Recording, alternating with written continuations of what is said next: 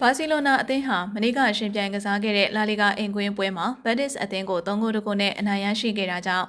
ဒီယာတီမှာလာလီဂါအင်ကွင်း16ပွဲစလုံးရာနှုန်းပြည့်အနိုင်ရရှိခဲ့ပါတယ်။ဒါကြောင့်လာလီဂါမှာပြိုင်ပွဲဝင်အသင်း20နဲ့ရှင်ပြိုင်ကစားတဲ့ကာလအတွင်းအင်ကွင်း16ပွဲစလုံးအနိုင်ရရှိအောင်စွမ်းဆောင်နိုင်တဲ့ပထမဆုံးအသင်းအဖြစ်မှတ်တမ်းဝင်ခဲ့ပါတယ်။လာလီဂါမှာက1998မတိုင်ခင်အထိပြိုင်ပွဲဝင်အသင်းအရေအတွက်အပြောင်းလဲတွေအကြိမ်ကြိမ်ဖြစ်ပေါ်ခဲ့ပြီး1999-98ရာသီကနေလက်ရှိအချိန်ထိကတော့အသင်း20နဲ့သာကျင်းပခဲ့တာပါ။ဘာစီလိုနာအသင်းကပြိုင်ပွဲဝင်အသင်း16အသင်းသာပါဝင်ခဲ့တဲ့1959-1960ရာသီတုန်းကလည်း